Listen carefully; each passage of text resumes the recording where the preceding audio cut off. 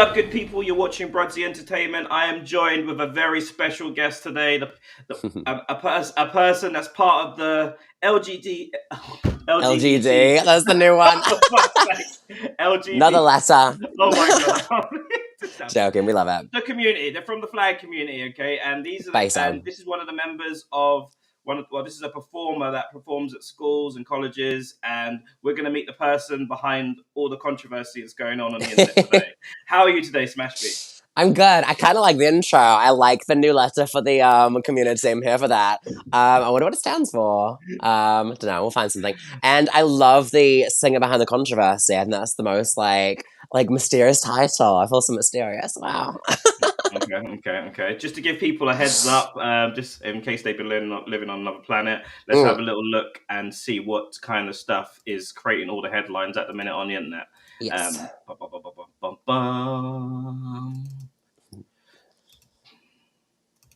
People say, that's what people say. But I keep cruising, can't stop, won't stop moving. It's like I got this music in my mind saying it's gonna be alright. Yeah, 'cause the play's gonna play. Now that looks harmless to me. It looks like a lot of fun. Right? Yeah. What's going on? What's driving everyone so crazy? Are you go for it? Well, apparently, I'm brainwashing people, and I have to agree, I am, because I'm, convincing them to be a Swiftie. I'm singing Taylor Swift songs, I'm converting them to the Swiftie fandom, I'm guilty of brainwashing people to like Taylor Swift songs, and I hold my hands up, I'm guilty for that. No. That's not the controversy. A lot of people think that I shouldn't be performing in colleges, and, schools and stuff, for LGBT History Month to kind of raise awareness for that. I shouldn't be doing that as a visible queer artist. That's the real issue with this. It doesn't seem to be the song choice, weirdly enough. So yeah, that's kind of the big controversy right now, is I shouldn't be doing this kind of gigs. Okay. You mentioned that you're a member of the LGBT. LGBT, yeah. LGBT. Oh, God. No joking. I got it right there. Plus. Yeah. You mentioned you're a member of that community. What was it like for you growing up? What was it like for you growing up? And when you first started realizing something was different? Yeah, I mean, now I love being a part of the LGBTQIA plus community. I can get it.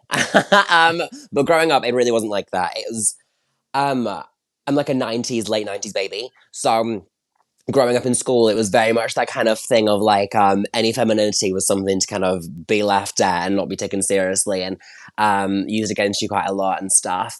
So it took me a long time to come out. I didn't actually come out till my last year of high school. So when I was 15, that was when I came out. That's such a common thing, isn't it? People, it's like they literally they feel that they can't be themselves in school, and I've spoken to so many people from the community, and exactly the same thing. They sort of wait, and then they sort of get out. They sort of just, as soon as they've got past the school years, they just sort of jump out. College, I think people are a bit more grown up and a bit more accepting of certain things. But, that was it for me, for sure. I had a lot of counselling when I got to, the teenage years, because, I was dealing with anxiety and panic attacks, and back then even, we're talking, 2010, no one really talked about that, for my age group especially. In school, it wasn't something we were taught about or, anything like that.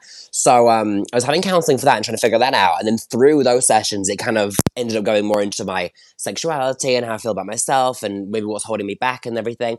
And the minute that I did come out and, as myself, and I came out as gay in year 11 at high school, I did just start to just not give a F anymore. I just kind of broke off from all the shackles. And like you say, I started college the year after, and I really could just start a fresh page and just go in as myself and not trying to watch my mannerisms, and try not to seem too camp or too feminine or too gay, basically. That word just freaked me out so much. I was so terrified of being seen as what I really am.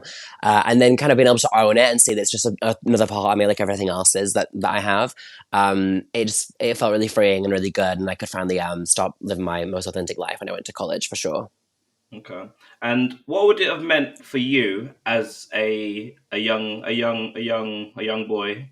Yeah. Seeing someone like yourself come to school and perform at maybe you're sort of between 13 and 15, what would that have done for your confidence? Seeing someone like me on the stage would have actually been really helpful, because it was just it was always like, I always had these really big dreams and I was really vocal about it. I was kind of shy, but I told everyone that I wanted to be like a pop star or whatever, and they were like, okay. But I think seeing someone that was like me, and especially that I knew was like me on the inside, obviously I wasn't as femme presenting as I am now, and as like, fluid and comfortable with myself as I am now. But I think knowing in my head, I've always wanted to look like this, and I've always wanted to just act more like myself and be more comfortable with myself. Seeing someone do that on the stage in front of me, I mean, like, that's me. That's how I've always felt. It feels like okay now to do that because I've just seen somebody else do it that's happy and thriving and chasing their dreams. Like, it would have been, I think, a bit of a pat on the back to be like, you're okay. Like, you don't have to be like everybody else. You can do this, and what you are is everything that you are is normal. It doesn't matter what somebody else says down the corridor. Like, here's someone that's older than you, who's living their life and defying what these people are saying every single day. So I think it would have just been like a bit of a, it's okay, like you're fine too. Doing this a bit of like a hug, I guess, a bit of like a warm hug from somebody like me. Yeah. I mean, from my perspective, there's a lot of stuff going on in the US, which I do not agree with. Like they're reading kids certain sexualized books, sort of thing, and telling them like, most people I speak to, they're like, nah, you shouldn't be doing that, But like the things I've heard that's going on in the US, I mean, like exposing like guys turning up with like the leather pants with their butts out and stuff like that. Oh, I know about something to do with this, I think. I might know your story, I might not. But I remember there was a video circulating of like a performer with like big high heels, was it? And like leather, the kind of shorts, and it was like in a young audience, right? Really young audience. I saw this and I was like, what's going on? And then I looked into it, and my friend said it was something like, not AI, because I think AI is like, where you make like pictures and cartoons and stuff, but it was something where they'd like managed to take this performance and a crowd from something else and put them in the same video. So it looked like that was that performance for that age group. But in fact, it actually wasn't. I think it was I don't say which friend it was, but it was my friend that looked into it and said this has been like photoshopped and this isn't like actually real, but it's very believable, hence why. So I agree, something like that was going on, and I saw like any kind of performer do anything like sexual for children, for like intended school, under 18 audience, whatever, I would get the whole like, what is going on? Because I think anything sexual for a young audience isn't acceptable, but I think everyone's really quick to sexualize our community quite a lot. Like, I know obviously LGBTQ plus and everything that's gorgeous in between with it. I know it relates to our sexuality, but I don't personally think sexuality is sexual. I don't know if that makes any sense. But me falling in love with a boy is the same as you. Are you straight? You straight? I'm straight. Yeah. It's the same as just you loving a girl, and no one kind of talks about the sexual aspects of straight relationships when you're younger, but when it becomes a gay one or something queer, it becomes sexual really quickly, and I don't really know why that is or where that fascination comes from. For me, it feels just the same as falling in love with somebody the way you would and the way any heteronormative person would. I think love is just love, but I think it seems to be not the case when it comes to our community. People seem to make it a bit more sexual, and I think that's a bit of hysteria in the headlines, to be honest. I don't think it needs to be like that. Yeah, I kind of agree to an extent of what you're saying, because I think like if you're a well-rounded person, like obviously you have some people from different faiths that have totally different beliefs and stuff like that, and a bit more extreme beliefs about it. But I mean, most people living in the UK, like in like the Western civilized world, sort of, if you've got someone that wants to be with a man, or a woman that wants to be with a woman, why is that your business? That's my perspective on it. Like Brittany said, mind your business, bitch. Like Brittany said it best, Literally. And people that make the argument, what if you see two men kissing in public and blah blah blah. I don't even like seeing men I don't even like seeing men and women kissing like crazy in public. No one loves PDA, No, there's a certain demographic that do like that stuff, but I'm sure there is. But I mean, it does seem a bit of a harsh deal that the things that are thrown at people from like the gay community, just they're over sexualized, and with some of them, sometimes there's a lot of over sexualized images and stuff like that. But I mean, it's a real tricky one. I mean, because like for me, I totally get what you're saying. Like there's a lot of men in the closet as well. There's a lot of men in the closet. There's a lot of men in the closet that they seem to be the ones that have the real problems. Like they're deep rooted. They're not. They have them desires in the back of their mind, and they've always had them. And they've been brought up a certain way to be a macho man. That's not right. Blah blah blah. And it's made them unhappy as well. And I think sometimes that could probably have a negative effect where they suppress it so much, and then they may act it gets out. converted to anger. Yeah, for sure. They act out, and sometimes in worst cases it can get acted out in in a bad way towards I won't go into that, but No, of you know what I course, mean? you're so right. You are so right with that, and I think that's the thing. Anyone, it's like how they tell you how to deal with confrontation, right? If you feel a need to shout over somebody to get your point heard, you're not really speaking about what you care about properly. It's kind of like if you have something that you're really passionate about, something you want to say, you say it. You don't. If you start shouting, you lose the battle straight away. That's what I swear I've heard that before. If you start shouting, you lose the credibility straight away. And it always seems to be the people that are shouting the loudest that are the most hateful and seem them to misunderstand the concept completely are the ones that often seem to have skeletons in the closet, literally, and seem to, have something like that within inside themselves that they can't seem to accept, and it really just hold them back. And I do have so much empathy for those kind of people because it's not, I'm sure no one chooses to be repressed like that and to be so built up and angry. It'll be from generational trauma, maybe their parents not been accepting, maybe they're they're from a certain background where that's not been accepted, and they've seen that act out, and they're following what they have been taught that is right, and they're just trying to live a life that's good and truthful to them. But it clearly isn't matching up, and when it starts getting aggressive and built up and everything, then I just think it gets a bit difficult. But I do have empathy for those people that can't be themselves. I think it must be the hardest thing in the whole world, and I'm so blessed to not be in that position, Yeah, definitely. I think it's like, I don't know if you're following the stuff with P Diddy and stuff at the minute. Obviously, A little bit. I Yeah, mean, yeah. they're saying that he's doing a lot of bad stuff, and that's not the point that I wanted to bring up. The point was it seems that just because they've heard that he's been sleeping with men, he's been sleeping with men, they seem to be trying to use that to shame him a little bit. If that's what he chooses to do, obviously if it's consensual, it's legal, and all the rest of it, why? But I'll say this very honestly, in the black community, being gay is frowned upon. For sure. It is frowned upon. Culturally, generationally, there's certain words that have been used and stuff like that. But one thing I would like to say is just people being gay is a real thing. People that's not going anywhere. Alexander the Great. Alexander the Great enjoyed these sort of things. People have these myths. If you keep it all secluded and don't do this, don't do that, then it's never going to happen. No, people are always going to be gay in all sorts of communities, and the moment people start to accept that, then the better for them. But stop trying to but they're the ones, unfortunately, that are just hiding behind there. They're scared, not scared to This come is out. it. Yeah, and I can something kind of related to that, different, but I'll get on to where I'm going. In my school performances I've been doing, these college shows, I reference little moments in our culture or our history, sorry, where, for example, Section 28 was introduced into schools where people weren't allowed to talk about anything LGBTQ plus, anything positive to the community wasn't allowed to be in teachings in schools. And because Margaret Thatcher believed that if you didn't talk about it and didn't acknowledge it was a real thing, it would just disappear. And obviously, that's been proven time and time again that it doesn't happen because you can't fight nature. There are animals that are gay. There are animals that somehow change from man to woman in, I don't know how they do it, but it's really fascinating. Some fish can just go, whoop, and they just change it over. And stuff like that has been very natural for a long time. And if it was going to be wiped out, being forgotten about and not talked about, it would have happened years ago, and it's not a thing. It's been proved time and time again.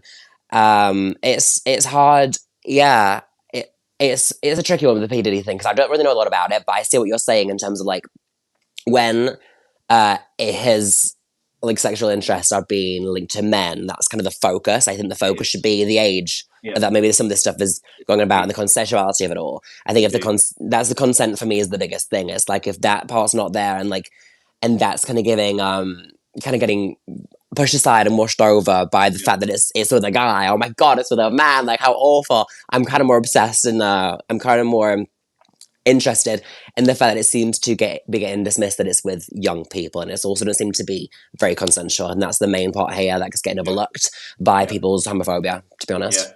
Definitely. I mean, I was listening to someone the other day and they were saying about homophobia being a sort of made up sort of thing. Man-made thing. You're right, a man-made thing, and obviously I understand that the word has been made up. There's no doubt about the word being made up. Homophobia, the word, and it's a fear of an irrational thing. But the reality is there's a lot of a lot of real fear that that people in the gay community have, like people people being judgmental, people stuck in the closet, and then the only way of releasing their anger is by actually going out and maybe causing harm to that sort of person. There's real things. It's just like, in my day, if there was someone that was really like feminine or something like that, they would get picked on in school. Like, there would be no doubt, there'd be no way about it. They'd be really feminine, and you would see some people that are really feminine, and they would have to put on a persona and stuff, but you could sort of see. Like, sometimes you just know straight. Sometimes you just know straight away. You can just see them, and they would get picked on all the time. So it is regardless if the word's been made up. I know they're saying they're trying to make up words. Gay people are never going to disappear. You could stop. You could erase every single gay image, every single gay book, every single gay everything. You could erase it from the history books, from all the media. In 100 years' time, there will still be gay people. So exactly.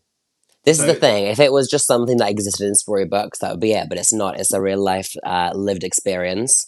And that's the thing. You can't erase that. You can't erase feelings. You can't erase love. You can't erase people's identity, because they're going to be who they are no matter what happens. You can try and cover it up all you want. But I just think the sooner that people can just see that it is a normalized thing, and they don't have to grow up with these internalized feelings of feeling that they're not good enough, and they're not worth love, and they're not worth friendship, and they're not worth maybe finding a relationship one day. I think it'd save a lot of people so many mental health issues and struggles by just seeing themselves represented from a young age, to be like, do you know what, it's not a bad thing, thank God. Like, how I feel isn't something to be ashamed about. I just think people carry that shame for a long time, and it takes a long time to undo it.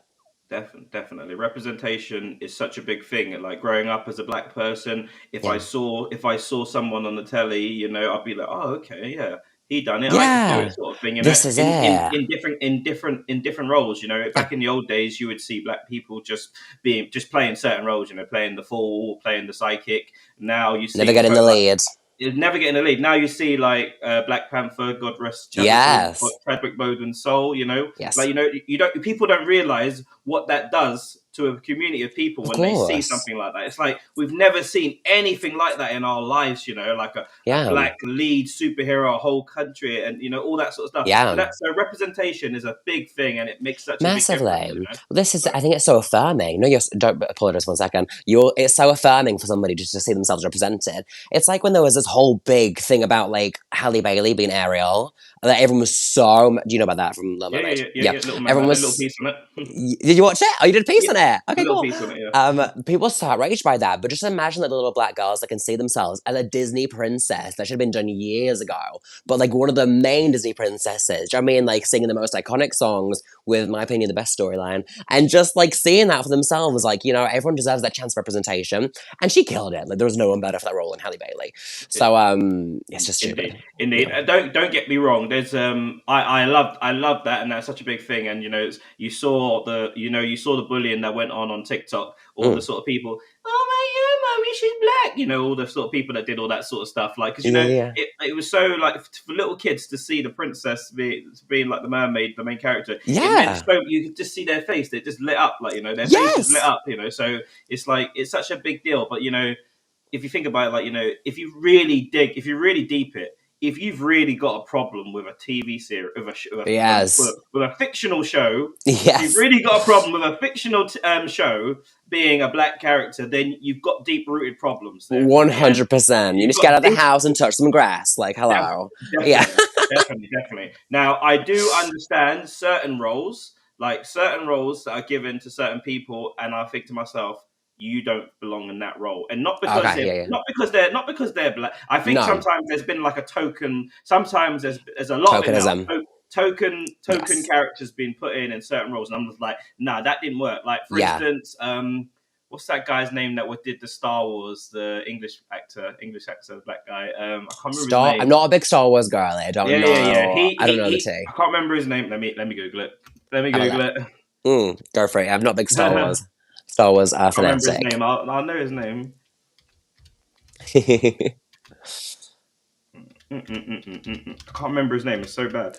He was from Attack the Block. I can't remember his name. What was his name again? Oh, that was it. John Boyega. Like, I got nothing against John Boyega at all. Yeah. Nothing wrong with him. But he did not fit that role, sort of thing. It didn't feel like believable for you. It didn't feel like authentic. like I think that's the biggest thing is authenticity. Definitely a thing. Definitely a totally different thing to Halle Berry. Yeah. She's beautiful. She had a beautiful Stan. voice. So good. That there was nothing wrong with that, but there's a lot of tokenism going on, like I said, sort of thing, which I understand that, there's a load of things people are coming up with. They're trying to now kind of do something to tick a box, but I think what you're saying is it's so much more fulfilling when you actually see someone meant for that role and delivering it with authenticity. And we need just more black roles written. Do you mean for people intended with that to tell that storyline of that lived experience? And I think same with the queer community too. Definitely, you just gotta believe the character. Like if you can't believe the character, then it's like And there's John Boyega. He's done The Woman King. I don't know if you've watched that. He was great. The Woman King. Yeah, he was great in that role. But nothing. Is it like a historical show? Because I don't watch much history movies. Yeah, it was a little bit of it. It was a little bit. Got you. I'm more like a Disney reality trashy kind of person, to be honest. Fair enough. Anything that means nothing, I like that. Fair enough. All right. So what I was going to ask you, very curious, is growing up. Obviously, you tell me, when did you first realize that you were a little bit more feminine than the average guy, sort of thing, like? So, growing up, I just always had my earliest memories were seeing dolls. I wanted to play with dolls and seeing a dress in the Disney store and wanted to buy that one instead of the Prince outfit, like the Buzz Lightyear outfit. Didn't care for it. I wanted the Snow White dresses. I wanted the Ariel dolls. I just always had a natural gravitation more towards feminine energy, I think. And I just always felt very I don't know. I think fascinated by women. I think very just seeing something in them that I relate to, which I think is the big thing is femininity there. So I've just always known that I've just had that natural kind of flair and instinct about me, and I would watch the movies and want to marry Eric. I didn't want to be Eric. I wanted to marry Prince Eric. That's just what felt natural. I think that's the thing. I just always had those instincts, and my family were always, and I was an only child, so I had no siblings or anything to kind of look up to or take inspiration from. It's just what was natural to me. So I guess my family were just like, well, this is clearly him because he's not getting this from anybody else. So this is just how he feels. But I was always very just kind of encouraged just to be myself when I was younger. Before hitting school, it was if I wanted an outfit, I'd get to wear the outfit and I would wear it out the house. And my auntie Gina, she would always get told, maybe don't let him wear the Snow White dress again because it's been 4 days in a row. Let's give it a wash, and they'd go out and my auntie was like, what do you want to wear today? And I was like, Snow White dress. And she's like, okay. And she just would let me live my fantasy and stuff and take me out in it. And everything that I wanted that was natural to me, that was feminine, they never really made me feel bad or question me about it. It wasn't until I got to kind of school and mixed with other people my age that then it was something that I felt shamed for and a bit embarrassed about, and I kind of then wanted to hide that for as long as possible. Okay, and it sounds like you had really supporting sort of parents in terms of this, and that obviously that helped the process along. But I mean, you might have some people out there that the moment they touch a dress or touch a shoe or a girl's shoe, a Barbie shoe, or whatever, they get a slap on the back of the head, what are you doing, sort of thing, and that sort of. I imagine that does a lot of harm to the. I don't think you can. If a child just puts a dress on, they always have a big thing about boys wearing dresses. At a young age, sort of thing, they think it's going to make them. But I think sometimes guy. I can't see that happening at all. Yeah, it's a bit of fabric. I don't think it's got that power. Indeed. So how difficult is it, growing up, you're feeling a lot more feminine, than you like dressing up with girls. What about the process of how do you find your sort of category? Because some people like yourself, young people feeling really feminine nowadays, it's just okay, so maybe I'm a girl. I need to identify as a girl. I need to get girl boobies. I need to chop my girl things boobies off. Is funny. Girl boobies is so funny. I love that. Girl boobies needs to be a t-shirt. I'm here for that. I'm here for that. Carry on. What were you saying? So the whole thing was how do you sort of find where you're meant to be in this sort of category sort of thing? Some people would a lot of and children are very young nowadays, and obviously they're seeing a lot of stuff that's obviously showing them this is what you can be. You can be this, that. So there's a lot of confusion. I mean, obviously, how did you know that you didn't want to, for instance, go for a full sex change? Yeah, be a girl. Yeah. So I've always, like I say, grown up really relating to girls and really being feminine. The gender stuff I never really thought about. Like, it was never something where I thought I want to be a girl or a boy or be. I never really thought myself as being anything. I just kind of did me. Like, I knew I was a boy and I knew I liked these clothes and I liked to do these things and I just kind of did that. I never really kind of put myself into any kind of box or anything like that. A lot of the time I was just suppressing those thoughts because I was terrified of just being myself for the longest time. And then since coming out and finding my confidence with my sexuality, that's then definitely opened the door for me to go into like gender identity and look more into that kind of stuff and be like, okay, well, where do I sit with that? And it's been something that I've had actually a lot of struggles with over the years, not going to lie. Like, it's something that it's a complex thing. Gender is a complex thing. I look into it and I'm like mind blown sometimes. Like, I don't even know how to comprehend half this. But what I do know is that I've always grown up seeing trans characters on TV. Like, I remember being really young and seeing like my mum watching Hollyoaks, and there's a trans character in that like a long time ago, I feel like, or a character maybe that wasn't trans, but they were definitely more fluid with gender. And I think just seeing that, it's something I just always knew existed, and I never really questioned it. I just knew it was a part of people's journey. And for me, it's kind of been a question of really finding out, well, am I trans? Like, do I feel like a trans woman? Do I feel like a boy? Do I feel like a man? Like, how am I? And it's kind of something where I've learned to find comfort in just the middle ground and just being myself. Like, I know a boy, male on paper and everything like that. Happy with that. But I love just being outside the box and doing my own thing. I think a lot of people feel the same way as me, do identify as non-binary, and I get that, and I definitely would wear that label proudly.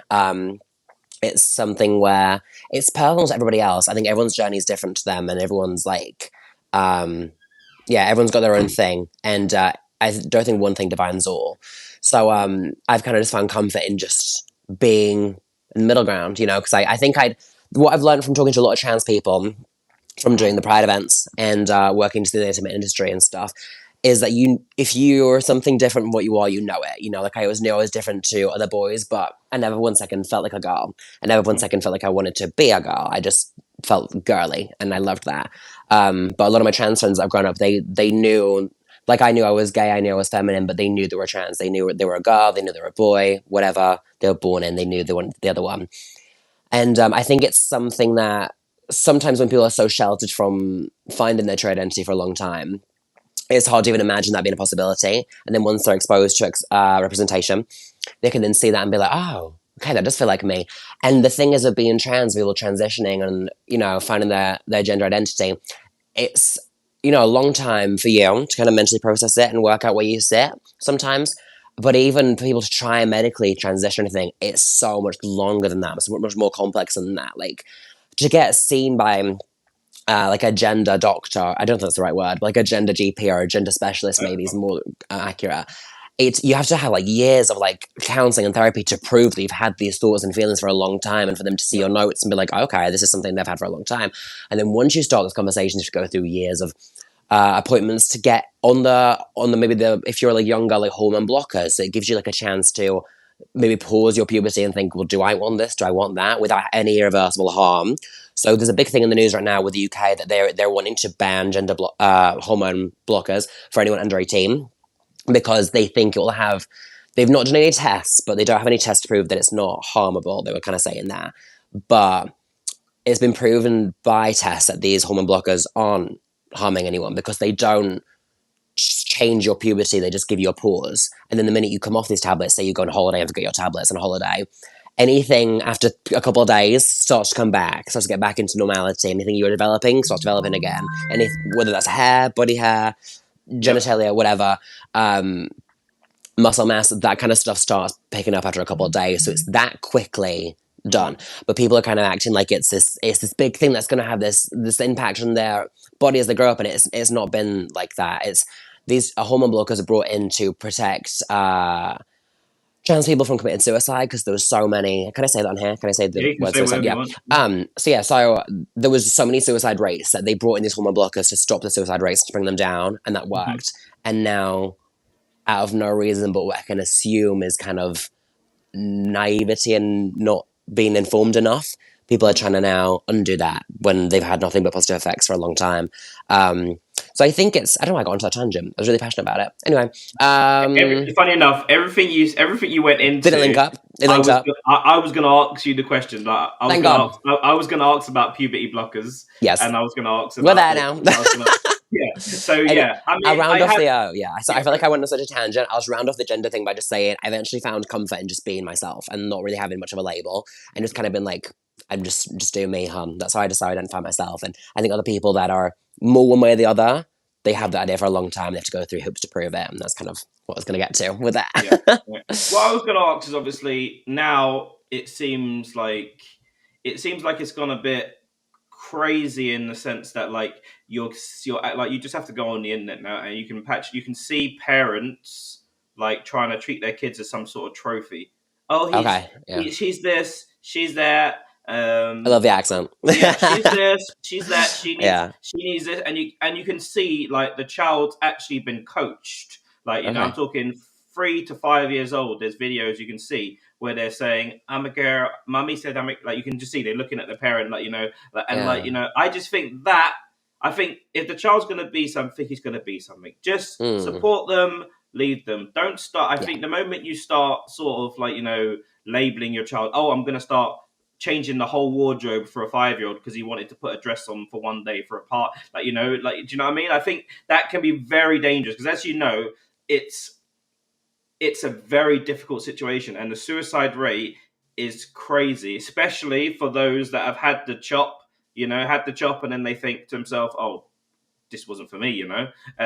So I think maybe a lot more counseling should be given. If you know, you know, but like I'm saying, people that are saying that they know and they knew, those are the ones that are committing suicide. The suicide rate is crazy in the post-op sort of trans world sort of thing. Yeah, I think as well with that whole kind of thing is what you said before with the parents and stuff.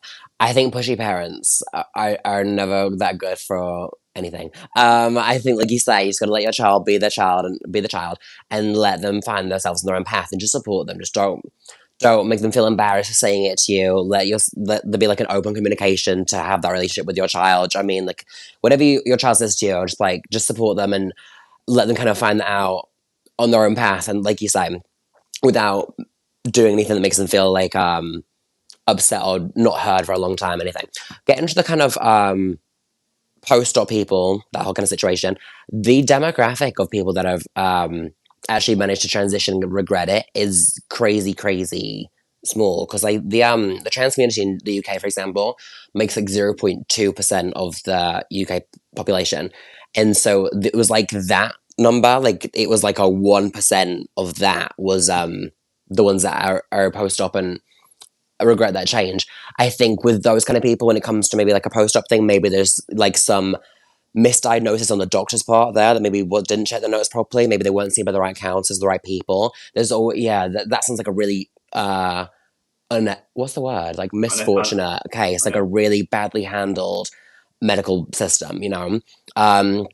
So I really wish those people got seen by the right people, and that's just the hardest thing is sometimes people get really unfortunate situations and have really awful things that happen. It's just letting, like you say, isn't it, letting someone find themselves in their own terms, their own journey. And I just think pushy parents are good for anything like that, really. So. Right. Okay, some buzz ones now, some really buzz ones. Okay, what's your position on trans men and women going into change rooms? Going into public changing rooms and stuff like that? Like, you know, going in... Yeah, I always feel like wherever you feel the most safe and the most whatever you identify with, I would expect you to go with that change room person. Like I would, if you're a woman, however you got there to be that journey, I would probably imagine you want to go in the girls' change room, and I never thought anything bad about that at all, or wrong about that, because again, a lot of people on the opposite side of what I just said, that don't agree with what I just said, are using the kind of J.K. Rowling terms of like, well, there was someone that broke in to a girl's toilet dressing like that and, you know, did some awful thing to a woman, like a cisgendered woman, and attacked them.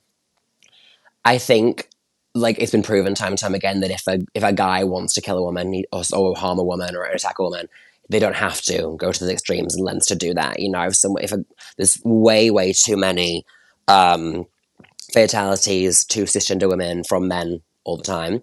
Yeah. They don't have to jump through hoops and identify as trans to do that. I think it's just a bit of a...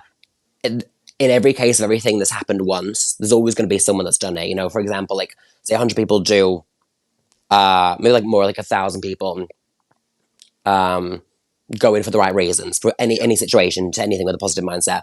You're always going to get one person that's not doing anything for the right reason. But that's with everything. That's with any community, of any person, of any background. There's always going to be a bad egg, you know, and I don't think it's ever fair to label a whole community or a whole group by one awful instance, you know, and that definitely probably had some mental illness there that maybe wasn't diagnosed. I think the concern is, like, you identify as a guy, I believe, yeah. You identify as a guy. I'll take whatever. I'm just doing me, like I say, whatever's fine. You're happy with what you are. I would say that you're quite a feminine looking guy, and you've got people now that are literally just saying, like, you know, full beards, just put on a dress.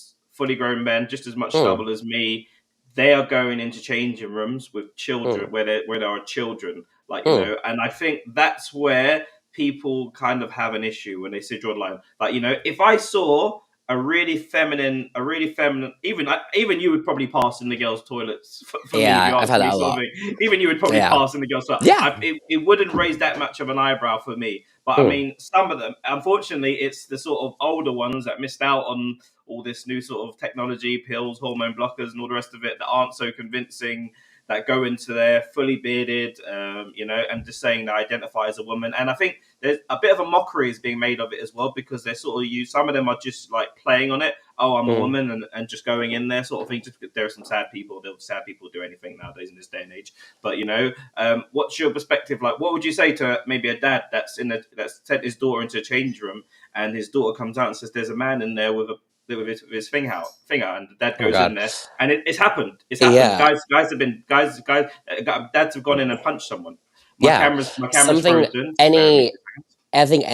Do you say, sorry, your camera's frozen? Oh, it's frozen. Do you want me to do anything? No, just keep talking. You sure? I'll fix it myself. Yeah, I agree with any... To be fair, my point on what you just said there was any adult exposing themselves to a child is the problem, point blank, period. Even if they're the same gender, I don't want to see anyone's bits in any toilet. I mean, like, keep it yourself in your cubicle, do whatever. It's hard for me to say or police anybody on where they should be or where they shouldn't be. I don't feel like I have that right. People that maybe our parents are more concerned with that kind of stuff and will look out for that kind of stuff. And I think that's, you know, if a parent has a concern, raise it. You're the parent, you know, to do whatever you think is right for your child, you do that. I don't think I'm in the position to police anyone on what they should and shouldn't be doing. Yeah. I just think the adult exposing themselves to a child is definitely questionable. But there's also a lot of, the other part we were talking about, there's a lot of gender-neutral toilets that have existed for a long time. I think that's the way, sorry to interrupt, I think that's the way forward. Just get a load of... I think that is the way forward for the toilet issue, you know. There's like you said, it's less than 1.1% of the community. I'm pretty sure we can arrange one toilet for that thing, and then it sort of solves the problem. I mean, you will still get people... Like, you'll get you'll get a bad egg in any situation, and like, but you know, gender neutral toilets have served a very safe. I don't know how to word this. They've been a very safe option for a lot of people for a long time, and I think, like I say, if anyone wants to do something crazy and outrageous and harmful to somebody, they're going to do it. Whatever sign is on the door, they don't have to say they identify as anything in particular to go and do that. Some people might choose to do that because they're making a mockery of the community. Some people don't have to do that, and they will just go and do something awful because they think they have the right to anyway. So I don't think the gender is really the part of it. That's the problem. I think toilets have been toilets forever, and that's what they should remain to be. If you want to, it's somewhere you go to do your business, and that's all it is. If someone's going in there to expose themselves to somebody or to do with something that's illegal or harmful, that is the person's problem. I wouldn't bring gender into that at all, really. Okay. All right. I'm going to share a video with you, and just want to get your reaction to it. I'm nervous. You've probably seen this video. But I'm nervous. I just want to get your perspective on it. Okay. Yes, we've got audio. Okay, let's add it to the scene, and let's cut it. I'll put it over here, over me. I'm looking forward to getting your honest reaction. I don't know what's about to happen. Just relax. Let's see what you think. You're gonna give me my fucking money back. Excuse me, sir. There's a young man in here. Excuse me, it's ma'am. It is ma'am. I can call the police if you'd like me to. You need to settle down. You need to settle down and mind your business, okay? Ma'am, once again, ma'am. I said both of you. No, you said sir. Once again, it's ma'am. I actually said both of you guys. It was general. Right beforehand, you fucking said sir. Sir? Okay. Motherfucker, take it outside. If you want to call me sir again, I will show you a fucking sir. I apologize. Motherfucker. I apologize now. I'll stop it right there. I've never seen that before. I felt really distressed for that person. I don't know how you felt watching it. I felt really bad for them. I feel like anyone, I can imagine if that person's had a long day and like they've been misgendered a bunch of times, they just had it. I just felt really bad for them. Maybe that's how I felt. I just felt a bit. I felt bad. I don't know what. What's in the situation. I feel bad for them. I feel bad.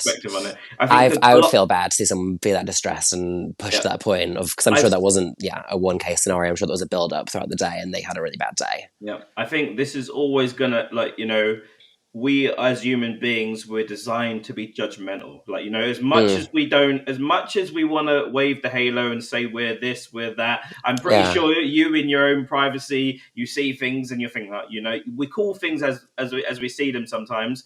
And I think when most people, if we looked at the comments on that, most people are going to say, look, I know for a fact, 'cause I've seen some of them comments, like, she's conveniently deciding to choose when she wants to be identified as a man or a woman by saying, come outside and I'll show you a man, rather than just being like, so people are going to make that argument. So they're being choosy sort of thing. And obviously the ones that don't look as convincing, those are the ones that always have an issue, right or wrong. In our human eye, when we see something like that, we see it just looks, that's what we see, and it's not hateful. It's just what we see with our eyes. It's like when you can, if I was to put a dress on, and I don't know how you would imagine me in a dress, but trying to visualize it now. I don't know how you would imagine. I'm seeing floral. I'm seeing like a whole thing. Exactly. If you saw me in a dress walking to the ladies' change rooms, you might say something. You might have a thought in your mind. I think I'm just a little bit different with that kind of stuff. I'm more judgy on what someone says or does. I'm not really as judgy about how someone is showcasing themselves, because I'm from a world of performers. I see people, like you say, with beards, but that are in beautiful dresses at the same time. I don't really connect the two to being one thing. I'm kind of just like, when it comes to like beauty or expression or something, a look, I'm pretty open with the whole artistic side of everything. So I don't really judge too much. Like, some people have really good fashion takes. I don't think I'm that kind of person. I just don't have that kind of eye. So I'm just very like more judging on what someone says or does than how they present themselves. I don't really care for that, because I look like this, so I don't think I've got any right to look or judge anybody for how they present themselves. Okay. I'm going to buzz you again with another one, just a scenario, for instance, because a lot of people are asking it. A lot of people are saying at the minute, and I hope you don't. I think I spoke off air. You think you're pretty cool and pretty relaxed, and everything. Like, it's not nothing crazy. Let's just say, for instance, you identified as a woman, and you identify as a woman, and you dress as a woman, you identify as a woman, you think you're a woman, like some of these people, like some people would think like that. You meet a straight guy, he's now with you at presenting as a woman. Is that, even though you still got all the male genitalia and all the rest of it, like a big thing at the minute is obviously labels, and people are saying that person is gay if he's with you in a dress identifying as a woman. What's your perspective on that? I don't think if a straight guy likes a transgender woman, I don't think that makes him gay because he sees her as a woman and loves her as a woman, accepts her for who she is. I think most people that kind of say that kind of thing, they still see trans women not as women. They're not seeing them as those kind of people. And I think that's kind of what it comes down to, whereas the person that's in love with this trans woman sees her as a woman and loves her as a woman. I think that's the main thing. And I think genitalia isn't the be all and end all. We have beautiful intersex people that are born with more than one thing, sometimes the other thing, whatever. I don't really just kind of put everyone in a very box kind of basis of what they were born with or what they have still. I just don't think like I was that. just curious. I was just curious on your perspective because Yeah, go for obviously it. no, because there was just obviously there's a lot. That's the main thing, you know. There's a lot of a lot of comedians are rolling with that at the minute. They're basically Okay. a lot of comedians are that's sort of like on the safe side of what you can say now. Sort of they make that Okay. they make that impression. They make that sort of. So for instance, me putting on a dress, identifying as a woman, and another straight man being with me, and like obviously one of the things they would say is I've still got a penis, and that straight man, I don't know, maybe doing something down there, whatever. Does that not make him gay, sort of thing? Even though I identify as a woman, I think that's just the argument. But Yeah. I'll leave it there. That's Got fine. you. It was just I was just curious to see what your thought process was. Go for it. The last controversial question. It's a proper top. It's a proper topic at the minute. No, it's not that bad. Trans men and women competing in female and male sports. Mainly in female sports is the big issue at the minute because people are identifying as women, puberty blockers for a year, and then smashing the records. Women are in, like, if it continues like this, women there won't be any sort of like, I don't know, you know. Yes, I've seen about this argument a lot on social media, and I've actually had a few little conversations about that because it's something I'm not a sporty person. So again, I don't really think I'm the one to be calling the shots for anybody to do anything sporty. Like, hello, look at me. However, from looking into stuff like this, a lot of people that maybe do like competitions and stuff, they get evaluated like everything, don't they? Like their past not rehearsals. I call it rehearsals because I do pop stuff. They're training, yeah. I get anyway, yeah, they get evaluated on a lot of different stuff, and a lot of people argue that if you're a trans woman, you've got disadvantages because you weren't born like that, right? But they test people who are in a category of a sport for like their strength, their stamina, their stability, and the hormones as well are also evaluated because some people who are cisgender have a lot more different testosterone levels and oh my god, what's the other one? Testosterone, what's the other one? What's the other hormone? Testosterone and what's the other one? Estrogen. Estrogen. People who are cis also can have imbalances, hormone imbalances all the time. So even if you're trans, you can still have sometimes more estrogen than a cis woman can just because of what your makeup is like right now. So I feel like trans women and trans men have competed in sports in those categories for a long time and like maybe on a less professional level. And the only time I ever saw outrage is when a trans woman won a woman's competition. And they were like, she's kind of just come in and whatever. But this woman, I can't remember her name at all because I'm not a sports person. She'd been competing for years and coming last and low and low and low while she was identifying as a woman as well and had transitioned and stuff. And then the minute she won, there was a problem. Whereas the minute they're not winning, they're losing, it's fine. But, and say like 100, you do 100 tests and 99 times you lose. That's fine, but the one time you win, it's like it's getting too far, it's getting too extreme. Whereas all I'm seeing is still a massive disproportion and a massive disadvantage and with everything like that. And I've seen a lot of trans men that have won competitions that there doesn't seem to be the same outrage about, or competing that doesn't seem to be the same outrage about. I think there's a bit more hostility and aggression towards trans women. I think speaking honestly, there probably isn't one woman that's converted over to identify as a man that's won anything. So I think that's the honest maybe that's truth. why they're not one. Yeah, I think that there's probably not even one. There's probably not even one. There's been some that have competed professionally, and there's been a lot of like press about it. It's been very positive press because they're not winning, and or they haven't won yet. Sorry, and I think maybe if one does win, then there'll be some outrage about it again. But if it's like the first in a long time, it's kind of, and it's been sports been on for however many years, and I think trans people have been competing in sports in those categories for at least 20 years since the change with like the kind of Equality Act and everything, and there's been one in all this time. I'm kind of like, feels pretty. I think still very one way or the other. You know, you can Google this yourself. There's a guy that just to prove a point, what he done was he took the hormone blockers for a year.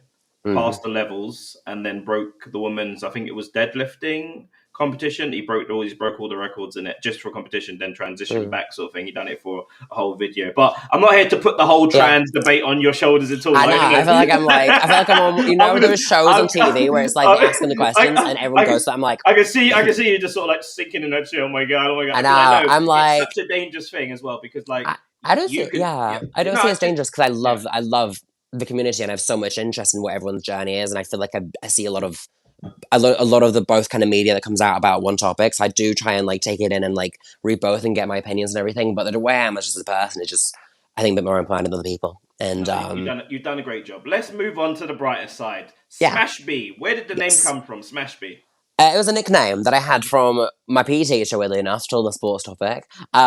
He was my PE teacher and he called me Smashby once. Is this an appropriate conversation? This doesn't go any weird. Oh yeah, no, we weren't like hooking up. That was my dream, but never happened. No, like I love my PE teacher, but he was not into me like that. Never mind. But no, he called me Smashby, and just because it was like a nickname from my birth name, and it was just fun, and I just thought that's really slay. So I just started doing my socials as that, and then when I started doing music, I had a friend from the X Factor. And she was like, you would probably stand out more in like bookings and stuff if you have something like that no one just really got as a name. And they're looking in the list like, who is Smashby? Like, who's got that name? So yeah, so that's where I got the name from.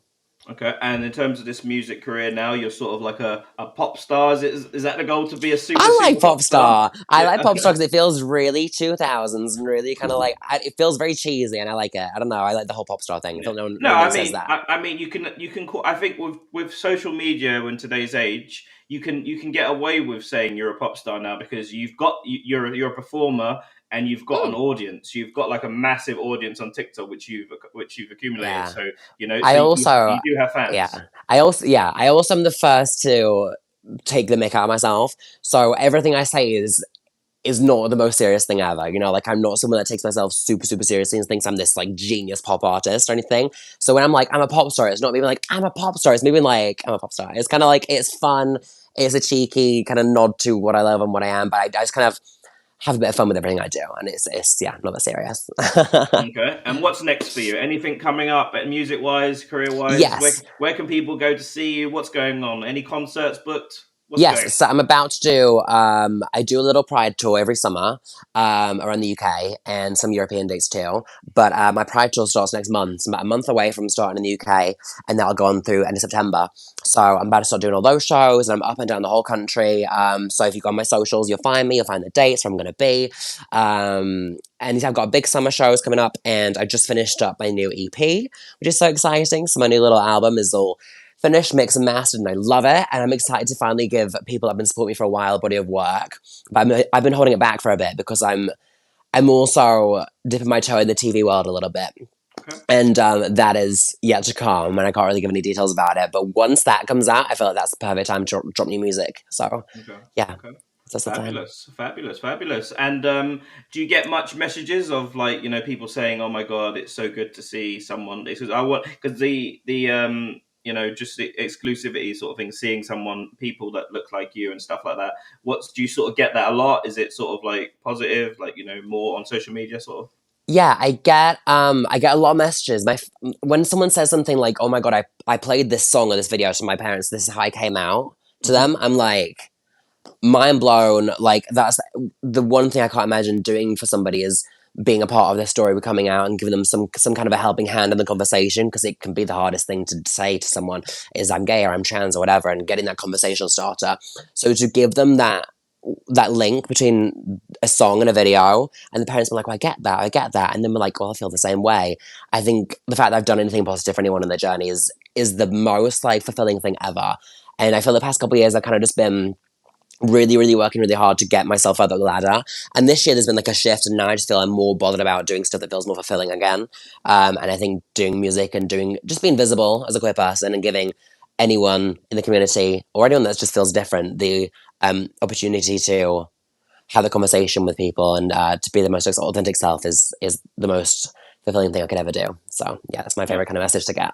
Okay, and I must say it's been amazing having you on. I hope maybe we can collab another day. Yeah, thanks for having me. Maybe I'll join. Maybe I'll join you on tour. Maybe. Oh my God, here we go. Maybe I'll join you on tour for a day, and maybe come and have a look for myself. Yeah, come get some like behind the scenes tea. Like, got some content. Let's do it. Definitely.